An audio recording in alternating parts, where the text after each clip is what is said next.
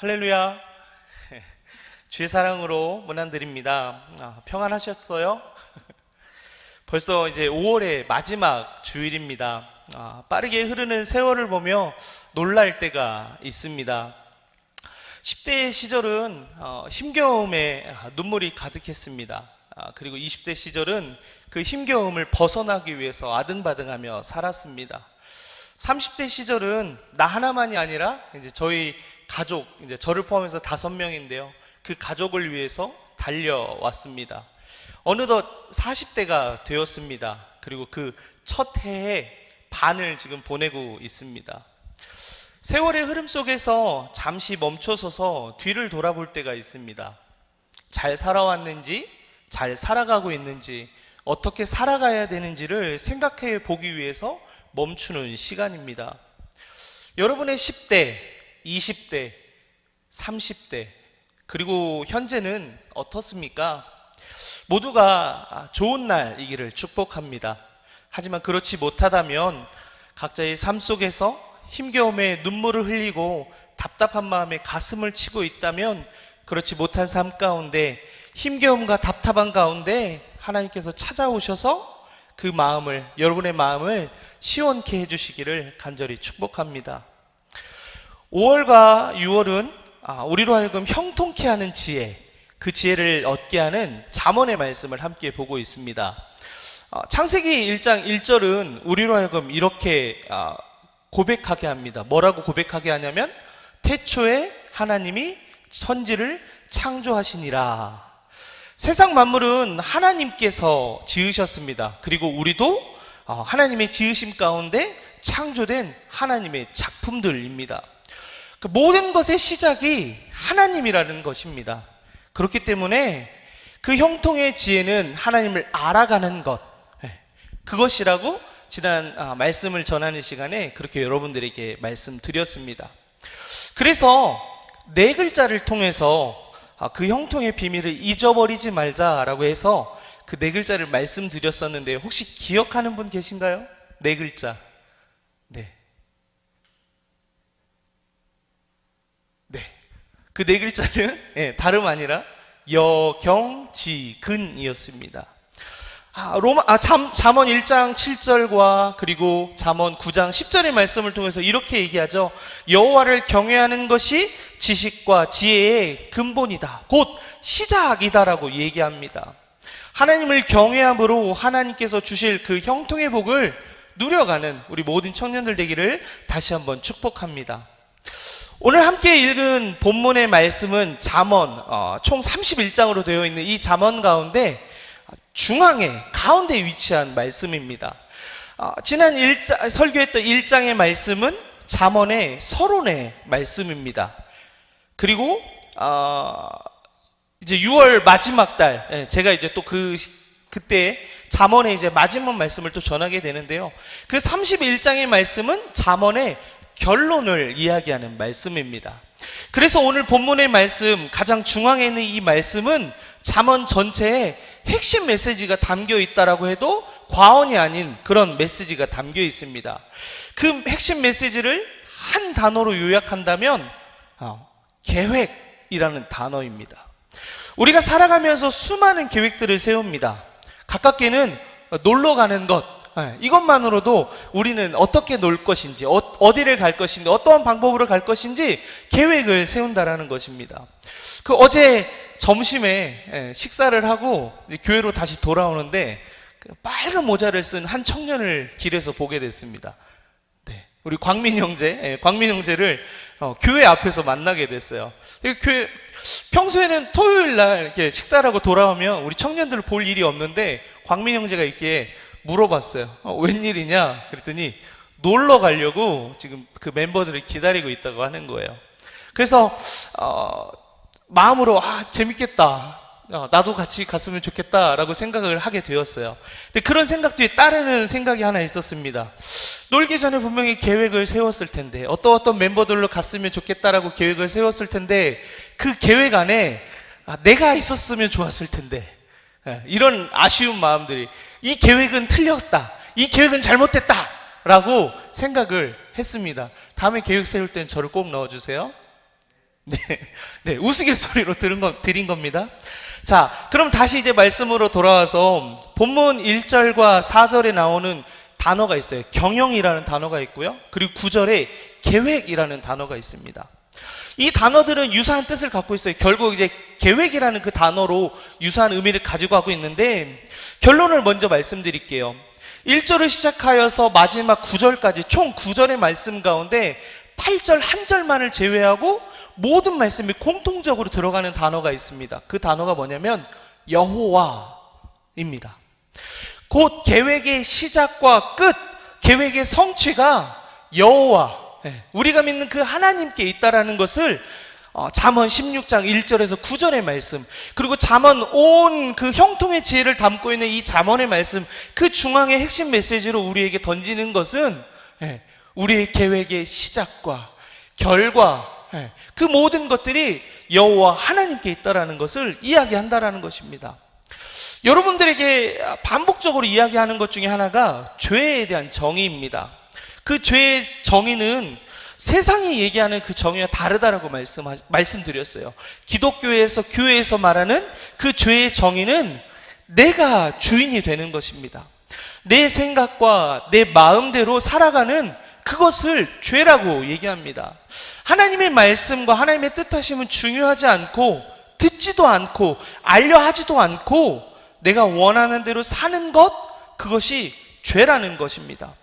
이는 곧 주권이 누구에게 있냐라는 것입니다. 주인됨이 누구에게 있냐라는 것입니다. 우리의 주인은 누구일까요? 하나님입니다.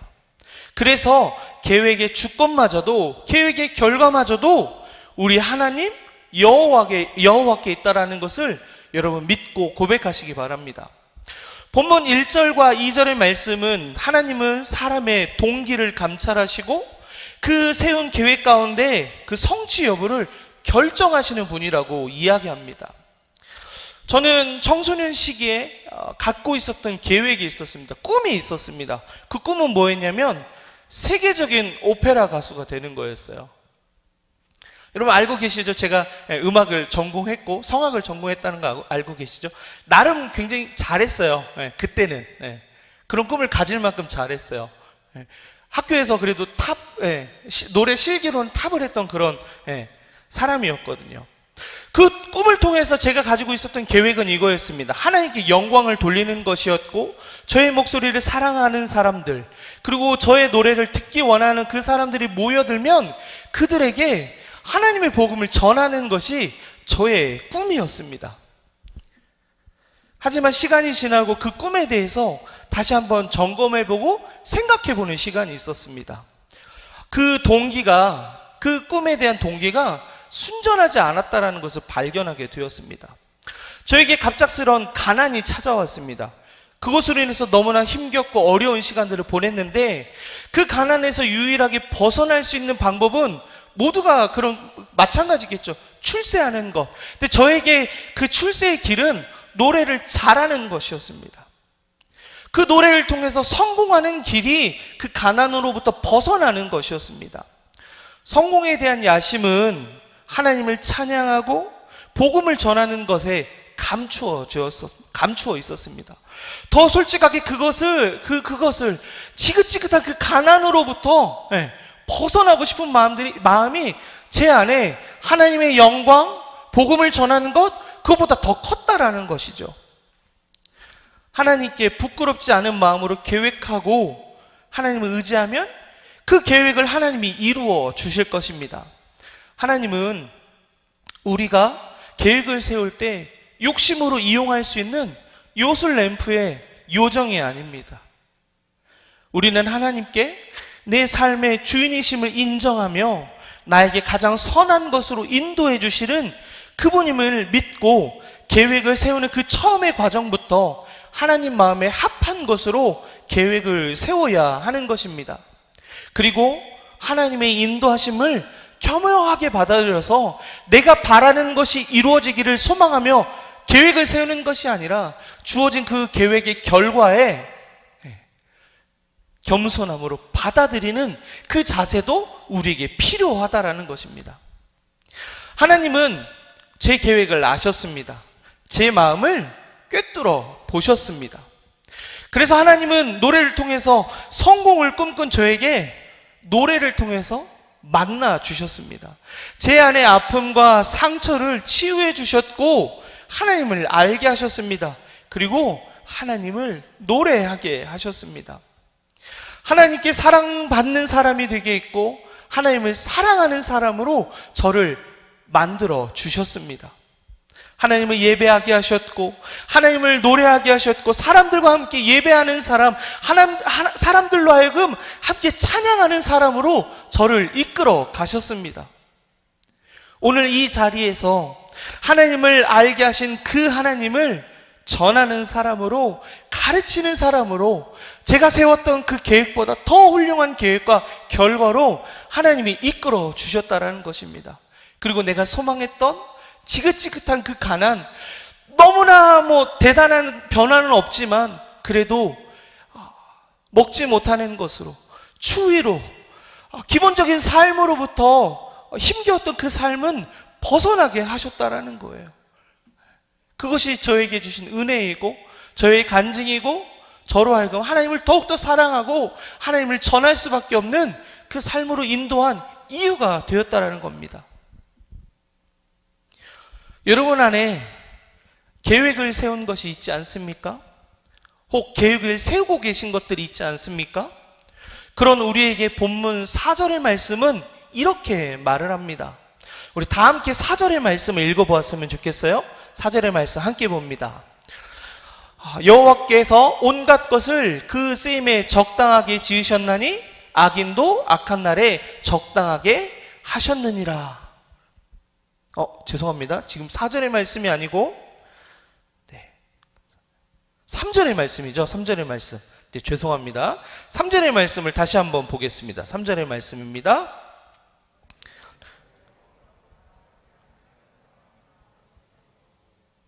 네, 감사합니다. 우리의 계획을 이루시는 분이 누구인지 오늘 말씀, 3절의 말씀은 분명히 얘기하고 있습니다. 그 계획을, 우리의 계획을 이루시는 분은 하나님입니다. 그 하나님께 여러분이 하는 모든 일을 맡기시기 바랍니다. 학업, 취업, 직장, 연애, 결혼 등 우리 삶의 인생사 가운데 찾아오는 그 많은 일들을 하나님께 맡기시기 바랍니다. 그리하면 우리가 계획했던 것보다, 그리고 우리가 계획한 것, 하나님 앞에 먼저 하나님의 마음을 헤아리며 계획했던 그 모든 것들을 오늘 말씀이 선포한 것처럼 이루어 주실 것입니다. 하나님을 향한 믿음이 생겨서 전 삶의 계획을 맡겨드리며 나아가기를 소망합니다. 그런데 그렇게 맡겨드리며 살았고 온전히 하나님께서 기쁘신 뜻이 무엇인가 생각하며 계획들을 세우며 나아갔는데 우리로 하여금 굉장히 당황스럽게 하는 것들이 있습니다. 그것이 무엇이냐면 바로 악인들의 형통입니다. 우리는 악인들의 형통을 보며 이런 질문을 하게 됩니다. 과연 하나님 살아계신가? 하나님 선하신가? 내가 이렇게 하나님을 믿는 것이 옳은가? 이거 너무 바보 같은 거 아니야? 라는 그런 물음들이 생긴다라는 거죠. 얼마 전에 저에게도 이런 부분에 문제가 있었습니다. 그래서 고민하게 되었습니다. 나는 하나님 앞에서 선하게 살고 하나님의 뜻을 이루어 가기 위해서 온전히 내 삶을 집중하며 나아가는데 그렇지 않은 사람들이 더 잘 되는 모습들을 보게 된다는 거죠. 그래서 제 마음이 좀 무너졌습니다. 그래서 내가 이 길을 계속 가는 것이 맞나? 이런 고민을 정말 심각하게 진지하게 해보았습니다. 그런데 지난 성경 필사하는 과정 가운데 한 말씀이 저의 마음을 때렸습니다. 그 말씀은 이 말씀이에요. 데살로니가 후서 3장 13절의 말씀입니다. 제가 읽어드릴게요. 형제들아 너희는 선을 행하다가 낙심하지 말라. 이 말씀이 저에게 너무나 큰 위로가 되었어요. 이 말씀과 함께 또 말씀을 또 준비하면서 잠언 16장의 말씀을 묵상하고 있었기 때문에 한 말씀이 떠올랐습니다. 그 말씀은 아까 실수로 읽었던 본문 4절의 말씀입니다. 여호와께서 온갖 것을 그 쓰임에 적당하게 지으셨나니 악인도 악한 날에 적당하게 하셨느니라. 악인이 형통하는 것 같이 보입니다. 우리 눈에 그렇게 보입니다. 그런 것 같지만 그 악인을 지으신 하나님은 쓰임이 있어서 그를 만드셨고, 그리고 끝에 악한 날에, 재앙의 날에, 심판의 날에 여전히 하나님께 돌아오지 않고 그의 방식과 악한 방식으로 누리는 그 많은 것들에 반드시 심판이 있다라고 이 말씀을, 우리가 함께 보았던 그 4절의 말씀을 이야기한다라는 거죠. 그 길이 좋아 보이며 그 길로 행하면 우리도 그렇게 그 길이 좋아 보여서 우리도 그 길을 가면 우리도 끝내 심판을 면하지 못하게 된다라는 것입니다. 하나님은 악을 통제하시고 벌하시는 분입니다. 교만한 사람이 악을 저지르면 그 행동을 벌하시고, 그가 저지른 악한 일로 도리어 하나님은 하나님의 선하심을 드러내십니다. 우리가 지난 4월 마지막 주 설교 때 제가 출애굽기 말씀을 한번 전한 적이 있어요. 그 설교 말씀을 통해서 우리가 보았던 내용들을 생각해 보면 완악한 바로에 대한 심판과 이스라엘 백성들의 구원의 이야기가 출애굽기에 나와 있다는 것을 알게 됩니다. 그 출애굽기의 말씀을 보면 그 악한 것에 대해서 심판을 반드시 하신다는 그 하나님을 볼 수 있게 됩니다.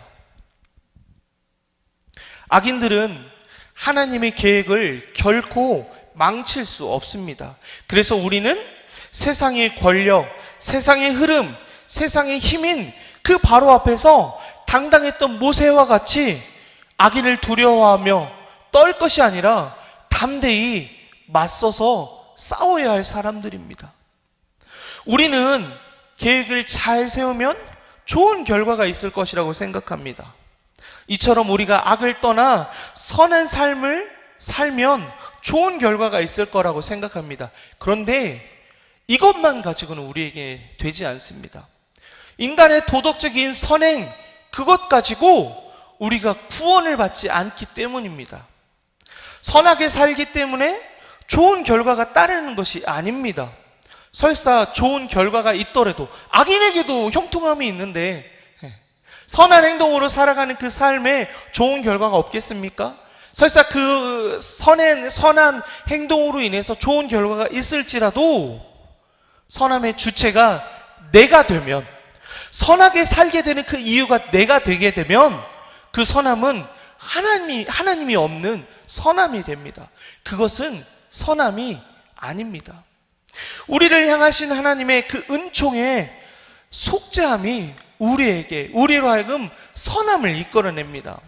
하나님께서 우리를 바라보시고 그렇지 않음에도 사랑하셔서 우리를 향해 이렇게 말씀하십니다. 보기에 좋다, 선하다, 굿, 이렇게 외치실 때, 그렇게 외치실 때 우리는 의인이 될 수 있는 것입니다. 누구를 통해서 우리가 의인이 되었습니까? 우리를 위해서 아낌없이 내어주신 하나님의 아들 예수 그리스도의 십자가의 그 대속의 은혜로 우리는 의인이 되었습니다. 그래서 우리를 의인으로 부르신 그 사랑에 감격하고 감동하면 우리는 하나님을 향한 경외의 마음이 생깁니다. 경외는 세상적인 표현으로는 두려운 마음이라고 얘기합니다. 하지만 그 경외는, 교회 안에서 사용하는 경외는 단지 그 존재가 가지고 있는 힘에 굴복되어서 두려운 마음으로 갖는 것이 아니라 우리를 향한 그 감당할 수 없는, 셈할 수 없는, 다음이 없는 그 사랑을 내가 경험하면 그분을 향한 존경의 마음, 그분을 향한 떨림의 마음을 갖는 것, 그것이 곧 경외라고 하는 것입니다. 그 사랑을 입으면, 그 경외하는 마음 때문에 우리는 악에서 떠나게 되고 하나님이 기뻐하시는 삶이 무엇인지 알기를 원하게 되고, 그 삶을 알아감으로 인해서 우리는 결국 하나님의 그 은혜로, 그 경외하는 마음으로 우리가 하나님께 기뻐하는 자의 삶을 살아가게 된다고 6절의 말씀을 통해서 우리에게 이야기한다라는 것입니다. 우리는 자기 자신을 가장 잘 안다고 생각합니다. 하지만 우리보다 우리를 더 잘 아시는 분이 계십니다. 그분은 우리를 지으시고 우리를 사랑하시는 하나님입니다. 하나님은 우리가 살아가기에 가장 좋은 세상을 그분의 지혜로 만드신 뒤에 그 안에 우리를 넣으셨습니다. 우리의 죄로 인해서 그 아름다운 세상, 그 하나님의 그 놀라운 지혜로 만드신 이 세상은 깨어졌지만 하나님의 사랑은 우리를 끝까지 사랑하셔서 그의 아들을 내어주심으로 인해서 다시금 그 은혜를 우리에게 주셨습니다. 그 마음으로, 그 사랑으로, 그 방법으로 우리를 사랑해 주셨다라는 것입니다. 하나님께 우리의 삶을 드리는 것, 맡겨드리는 것, 그것이 세상을 살아가는 지혜이며 형통의 지혜인 것을 기억하시기 바랍니다. 9절의 말씀이 오늘의 말씀의 결론입니다. 사람이 마음으로 자기의 길을 계획할지라도 그 걸음을 인도하시는 이는 여호와시니라.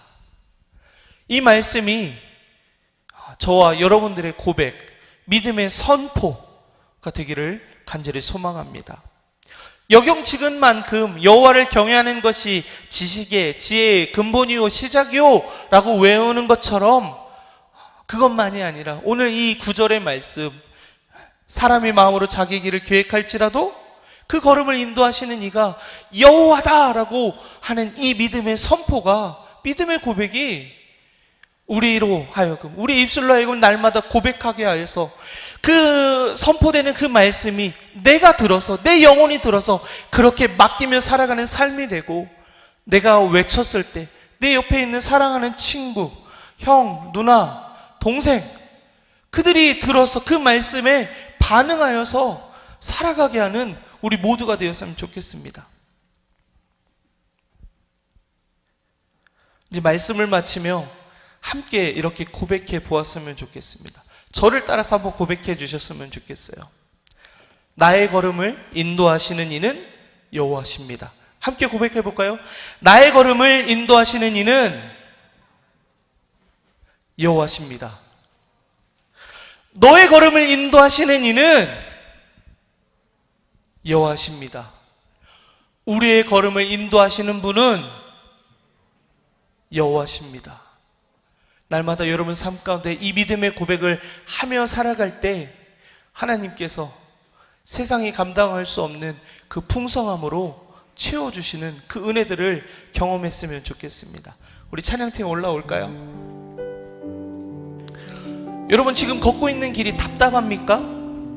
아무것도 보이지 않는 그 길을 걸어가고 있습니까? 낙심하지 마십시오. 우리의 하나님은 광야 가운데서 길을 만드시는 분입니다. 그리고 사막 가운데 마실 물이 없는 그 가운데 마실 물을 만드시는, 강을 만드시는 전능하신 하나님입니다. 그런 행위를 하시는 이유가 무엇인지 아십니까? 우리를 사랑하기 때문입니다. 그 하나님 앞에 우리 전 삶을 맡겨드립시다.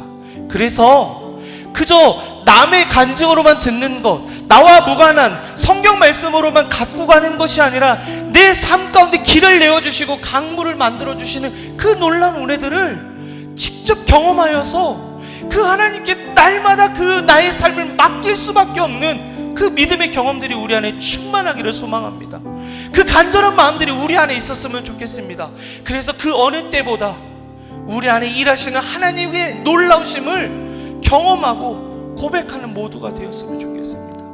그 소망을 가지고 우리 함께 찬양했으면 좋겠습니다.